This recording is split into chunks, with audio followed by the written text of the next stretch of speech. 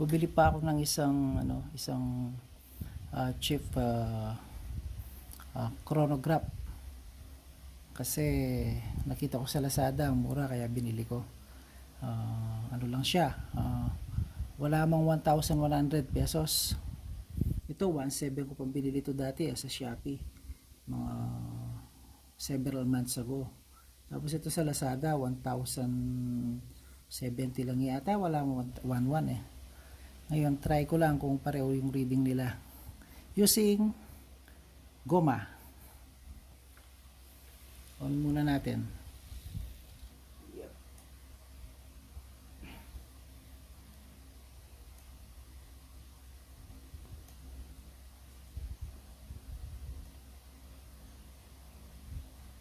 Yun, FPS na siya.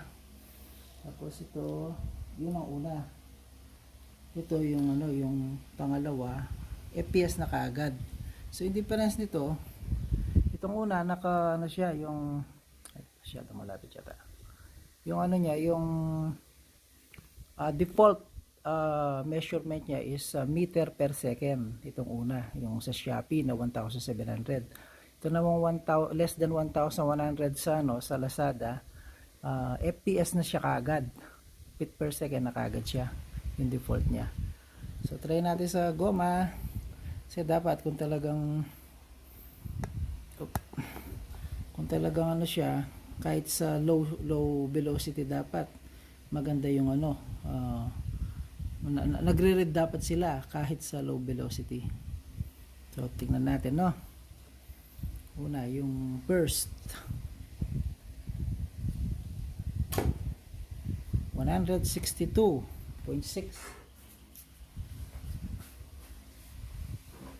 Same rubber band. Siyempre, same rubber band. Uy, 47.6 lang.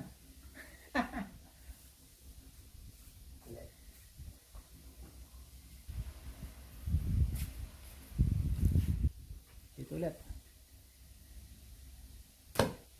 177.1.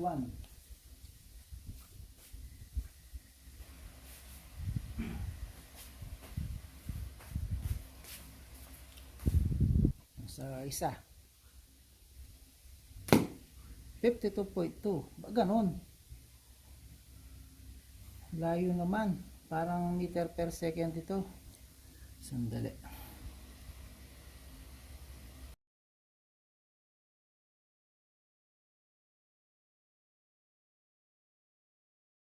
No good, no good. Ito, parang nag-FPS na siya. Tingnan natin. 155.8.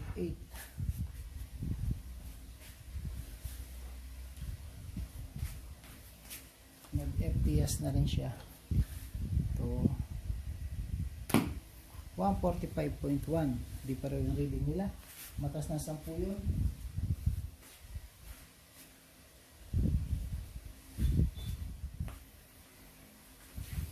Ang 45 yun. Ito 160.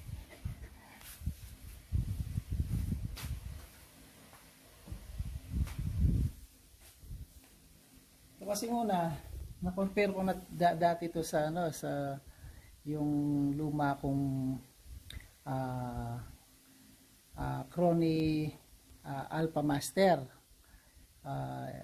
Almost the same. Yung difference lang nito dun sa Crony na mamahalin nung more than 10 years ago. Ano lang, 1 or 2 feet per second lang. Pero itong bagong ito na mura, mataas yung reading niya. Tingnan, 165.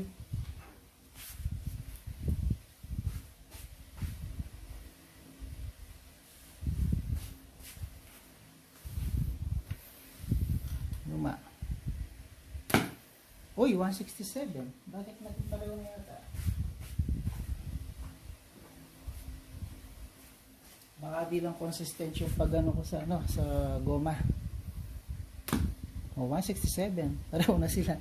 Try natin itong BB gun na manual. Dito tayo sa una. 127.2 dito. Uy, 126.0. Uy, gumanda. Halos pareho yung reading nila. 126, oh. Ito. 127. 124.7. 127. Wala na itong bala. Ay, wala na. Sandali. Mag-reload lang tayo ng BB.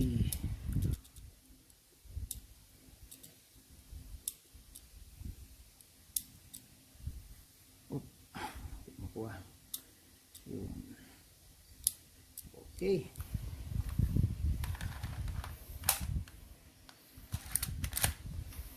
Dito ulit.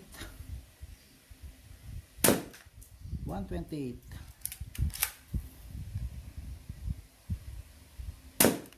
126.5.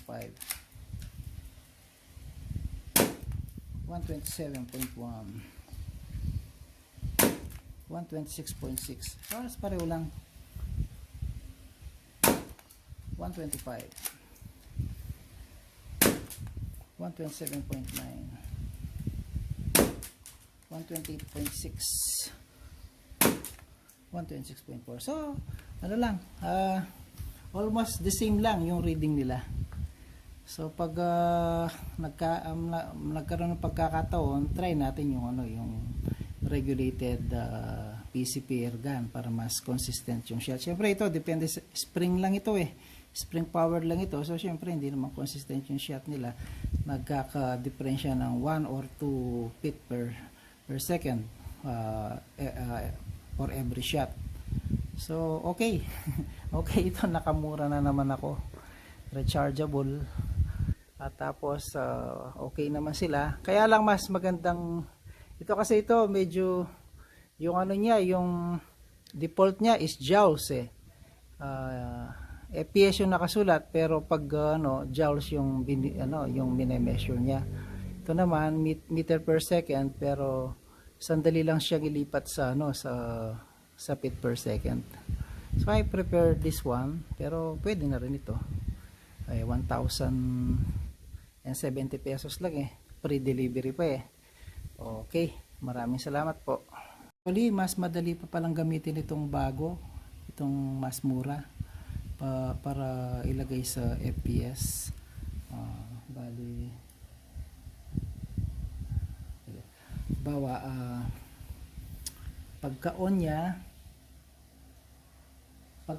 tapos pag lumitaw yung FPS, pindutin mo lang ng minsan yung red button, FPS na siya. Yun, pag lumitaw yung FPS, yun FPS na siya. Ganun lang pala, mas madali pala to. Diba? FPS na siya. Yun. So, tingnan natin. Yun, 162.9. Okay. Thank you po.